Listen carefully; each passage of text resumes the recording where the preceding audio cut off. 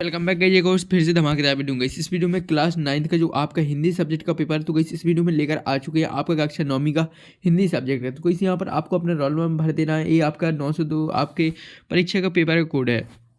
यहाँ पर चलिए 20 सेट का पेपर कंप्लीट करने वाले तो गाइस आपके चारों के सेट पेपर है ऐसे ही आते हैं और गाइस जो क्वेश्चन है इधर उधर हो जाते हैं। तो गाइस क्वेश्चनों को आपको ध्यान से पढ़ना है। तो कहीं आपके में ए सेट आ गया तो गाइस क्वेश्चन इधर उधर हो जाते हैं। ठीक है, तो कोई रिक्त स्थान वाले सही विकल्प में देखने को मिलेंगे और रिक्त स्थान वाले सही विकल्प में। ठीक है, तो गाइस ये आपके जो कोड वगैरह जल्दी से इन्हें देख लीजिएगा। चलिए आप पूरा पेपर कंप्लीट कर लेते। चलिए इधर डायरेक्टली आपके क्वेश्चनों की ओर चलते हैं। तो गाइस ये रही आपके क्वेश्चन, देख लीजिएगा। इसमें सही विकल्प चुनकर लिखना। पहला क्वेश्चन है जो कि 6 नंबर का। सही विकल्प चुनकर लिखना है जो कि पहला है, छायावाद के जनक माने जाते हैं कौन? निराला, सुंदरानंदन पंत, यस जयशंकर प्रसाद या आज्ञा। तो इसका करेक्ट आंसर लगा लीजिएगा। इसका आपको लगा लेना है छायावाद के जनक माने जाते हैं, पहला का गा ऑप्शन लगा लेना है, जयशंकर प्रसाद लगा लीजिएगा फटाक से। चलिए इसके बाद दूसरा देख लेते हैं। दूसरा है कबीर के अनुसार ईश्वर कहाँ रहता है? ईश्वर कहाँ पर रहता है? हर प्राणी के श्वास में रहता है। तो इसका खा ऑप्शन राइट आंसर लगा लीजिएगा। इसके बाद नेक्स्ट जाता है, नेक्स्ट है तीसरा वीर रस का स्थायी भाव। तो गाइस अगर आपने तो वीडियो को लाइक नहीं किया यार, फटाफट वीडियो को लाइक कीजिए एंड चैनल पर नए हो तो चैनल को सब्सक्राइब कीजिए। देख लीजिएगा वीर रस का स्थायी भाव बताना है। उत्साह दिया हुआ है भय, क्रोध, रति। तो इस करेक्ट आंसर कौन सा हो जाएगा? इसमें आपको लगा लेना है, इसमें लगा लीजिएगा जो वीर रस का स्थायी भाव हो जाएगा उत्साह, वीर का हो जाता है उत्साह। इसके बाद महादेवी ने पुरस्कार में मिला चांदी का कटोरा किसे दे दिया? तो इस किसे दे दिया था? इसका करेक्ट आंसर हो जाएगा महात्मा गांधी को दे दिया था। तो इससे हम आपको करेक्ट आंसर बताते चलते, जल्दी से देखते चलिए। इसके बाद पाँचवा आ जाता है। पाँचवा है रचना के आधार पर वाक्य के कितने भेद होते हैं? वाक्य के जो है 3 भेद होते हैं। तो इसका का ऑप्शन लगा लीजिएगा करेक्ट आंसर। ठीक है, इसके बाद नेक्स्ट जाता है, नेक्स्ट मृदुला गर्ग की रचना कौन सी है? तो इस मृदुला गर्ग की रचना है मेरे संग की औरतें। तो इसका खा ऑप्शन करेक्ट आंसर लगा लीजिएगा। इसके बाद चलिए नेक्स्ट देख लेते हैं। नेक्स्ट है अब आपका दूसरा क्वेश्चन है। दूसरा रिक्त स्थानों की पूर्ति के लिए उचित शब्द चुनकर लिखना है। तो चलिए फटाफट आपके उचित शब्द चुनकर आपके रिक्त स्थानों की पूर्ति कर लेते हैं। तो देख लीजिएगा। पहला है सोने का घड़ा शराब से भरा हो तो निंदा ही करेंगे। तो कौन सज्जन या महापुरुष? तो इसमें सज्जन लगा लीजिएगा करेक्ट आंसर। इसके बाद नेक्स्ट है दूसरा श्रृंगार रस का स्थायी भाव है। तो श्रृंगार का स्थायी भाव हो जाएगा, श्रृंगार का रति लगा लीजिएगा। ठीक है, इसके बाद तीसरा आ जाता है। तीसरा चरण सर्वजन पराखन लागा अलंकार का उदाहरण है। कौन से अलंकार का? रूपक अलंकार का उदाहरण है। तो इस रूपक लगा लीजिएगा। इसके बाद नेक्स्ट चौथा डांडे तिब्बत में सबसे डॉट की जगह है, आनंददायक की जगह है या खतरे की? तो इस करेक्ट आंसर लगा लीजिएगा खतरे की। इसके बाद यथाशक्ति में डॉट समास है। तो इस यथाशक्ति में जो समास हो जाएगा वो अव्ययी भाव समास हो जाएगा। इसके बाद चलिए नेक्स्ट है आपका छठवां उमा ने डॉट की परीक्षा पास कर ली, बीए या बीकॉम? तो इस करेक्ट आंसर लगा लीजिएगा बीए की जो परीक्षा पास कर ली थी। इसके बाद चलिए अब नेक्स्ट तीसरा क्वेश्चन की ओर आ जाते हैं। तीसरे क्वेश्चन में आपको सही जोड़ी बनाना, चलिए फटाफट बना लेते हैं। देख लीजिए पहला है रस का मिला देना आपको, रस का हो जाएगा काव्य की आत्मा।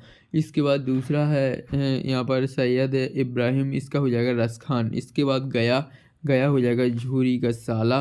तो इस मिला लीजिएगा। इसके बाद तीसरा महात्मा गांधी हो जाएगा चांदी का कटोरा। इसके बाद वकील का हो जाएगा यहाँ पर गोपाल प्रसाद से। इसके बाद आ जाता है नेक्स्ट है विश्वासी जो आस्तीन का सांप। तो वैसे आपकी सही जोड़ी कंप्लीट हो जाती है। फटाफट इनकी स्क्रीनशॉट ले लीजिएगा। चलिए अब नेक्स्ट आपकी सत्य जाते हैं। चलिए कंप्लीट करेंगे। तो वही देख लीजिएगा सत्य छांट का लिखना है जो कि 6 नंबर के हैं। चलिए पहला देख लेते। पहला है गोपी श्री कृष्ण की तरह मोर पंख का मुकुट धारण करने की तैयार नहीं है। तो इसका करेक्ट आंसर हो जाएगा आपका, इसमें आपको सत्य लगा लेना। पहले का आपका जो है सत्य हो जाएगा। ठीक है, इसके बाद दूसरा रस का श्रृंगार रस का स्थायी भाव हास है। तो ये आपका जो दूसरे का असत्य हो जाएगा। ठीक है, इसके बाद तीसरा किसी घटना का आंख देखा वर्णन रिपोर्टाज कहलाता है। तो ये आपका इसका भी सत्य हो जाएगा। तो ये आपके 3 कंप्लीट हो जाते हैं। चलिए अब नेक्स्ट पेज पर चलते हैं। नेक्स्ट पेज पर आ जाते हैं। तो इस पे चौथा प्रत्यय शब्द से पहले जुड़ते हैं। तो इस इसका करेक्ट आंसर लगा लीजिएगा असत्य, जो प्रत्यय जो बाद में जोड़ते हैं शब्दों को। इसके बाद है लेखिका मृदुला गर्ग की माँ परंपरागत बहू के दायित्व को निभा नहीं पाती थी, तो इस इसका करेक्ट आंसर लगा लीजिएगा सत्य। इसके बाद है गोपाल प्रसाद स्त्री शिक्षा समर्थक थे, तो इसी आपका असत्य हो जाएगा। ठीक है, तो इसी आपके सत्य सत्य कंप्लीट हो जाती है। फटाफट इनकी स्क्रीनशॉट ले लीजिएगा। चलिए अब नेक्स्ट है आपके एक शब्द बाकी के उत्तर हैं, तो इस 6 नंबर आपकी इसमें कंप्लीट होने वाली। चलिए फटाफट कंप्लीट कर लेते हैं। तो इसी यार आप लोग पहले तो वीडियो को लाइक कर दीजिए, क्योंकि आप लोग यार बाद में भूल जाते हो, इसलिए फटाफट वीडियो को लाइक कर दीजिए। पहला है रस खान किसके भक्त थे, तो इस रस खान किसके भक्त थे, श्री कृष्ण के भक्त थे। तो लिख दीजिए, देख लीजिए हमने लिख दिया है। इसी तरह आपको लिख लेना श्री कृष्ण के भक्त थे, तो इस इसमें लिख लीजिए श्री कृष्ण के।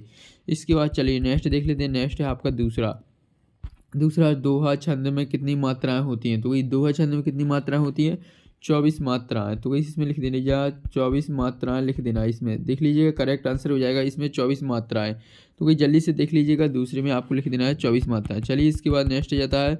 नेक्स्ट है आपका तीसरा सांवले सपनों की याद के लेखक का क्या नाम है, तो इससे लेखक का क्या नाम है, इसमें आपको उत्तर हो जाएगा जाकिर हुसैन। तो इसमें लिख देना जाकिर हुसैन, इसका करेक्ट आंसर हो जाएगा। तो इस लिख लीजिएगा जाकिर हुसैन, तो इसी आपका जो है तीसरा का करेक्ट आंसर हो जाता है। ठीक है, चलिए अब नेक्स्ट देख लेते हैं। नेक्स्ट है आपका चौथा क्वेश्चन है तारी गिनना का क्या अर्थ है, तो इस तारी गिनना का अर्थ है नींद ना आना। तो इस उत्तर क्या लिख लेना आपको, नींद ना आना। तो इसका उत्तर हो जाएगा नींद ना आना। जल्दी से इसका स्क्रीनशॉट ले लीजिए, ये आपका जो है चौथे का उत्तर हो जाता है। चलिए अब इसके बाद नेक्स्ट देख लीजिए। नेक्स्ट आ जाता है आपका पांचवा क्वेश्चन देख लीजिए क्या कह रहा है, देख लीजिएगा। पांचवा क्वेश्चन आपका कह रहा है अंधकार का तत्वभाव शब्द बताना। तो इस अंधकार का तत्वभाव शब्द हो जाता है अंधेरा। तो इसमें लिख देना आपको अंधेरा। तो कोई जल्दी से लिख लीजिएगा अंधेरा। इसके बाद चलिए नेक्स्ट देख लेते हैं। नेक्स्ट है आपका छठवां क्वेश्चन देख लीजिए क्या कह रहा है। छठवां क्वेश्चन है आपके पाठ्यक्रम में फणीश्वर नाथ रेणु की रचना कौन सी है, तो इस फणीश्वर नाथ रेणु की आपके पाठ्यक्रम की एक रचना बताना है। तो चलिए फटाफट बता देते हैं। पहला इसमें लिख देना इस जल प्रलय में, तो इस जल प्रलय में इसका करेक्ट आंसर हो जाएगा। तो इस लिख लीजिएगा, इसका छठवां का हो जाएगा इस जल प्रलय में, इसका करेक्ट आंसर हो जाएगा। जल्दी से इसका स्क्रीनशॉट ले लीजिए। चलिए अब नेक्स्ट देख लेते हैं। नेक्स्ट है आपका छठवां है भक्ति काल की प्रमुख 4 विशेषताओं का उल्लेख करना अथवा दिग्वाय छायावाद की 2 कवियों एवं उनकी एक रचना का नाम लिखना है। इसके बाद है सातवां है किसी भी व्यक्ति की पहचान उसके कुल से होती है या उसके कर्मों से होती है, तर्क सहित उत्तर लिखना अथवा दिग्वाय कवित्री लद्दाख का घर जाने की चाह से क्या तात्पर्य है। इसके बाद 8वां कवि को कोयल से ईर्ष्या क्यों हो रही है, तो वैसे आपके 8वां तक कंप्लीट हो जाते। चलिए 8वां का अथवा देख लेते हैं।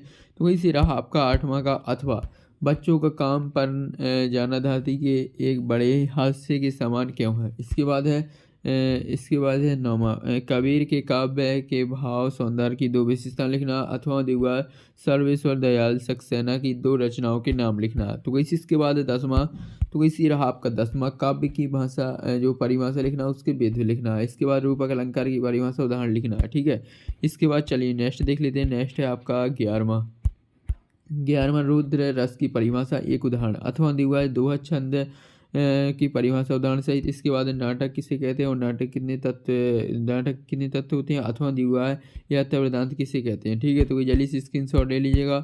इसके बाद चलिए नेक्स्ट देख लेते हैं। नेक्स्ट 13वां 14वां, जल्दी से इसका स्क्रीनशॉट ले लीजिए 13वां 14वां।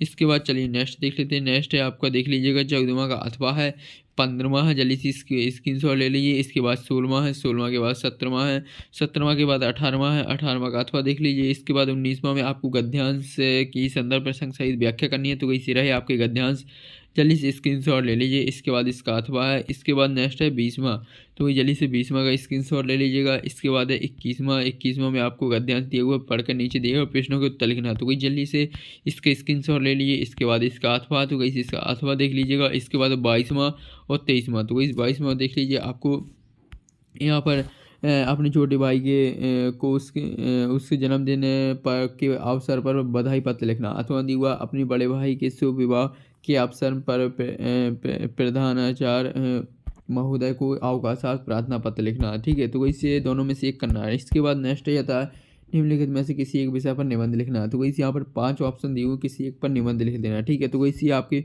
पूरे 23 क्वेश्चन कंप्लीट। अब आपको फटाफट वीडियो को लाइक एंड चैनल को सब्सक्राइब। नेक्स्ट वीडियो आ रहा है इसके संपूर्ण सॉल्यूशन का। तो गाइस मिलते हैं नेक्स्ट वीडियो में यार। वीडियो को लाइक एंड चैनल को सब्सक्राइब।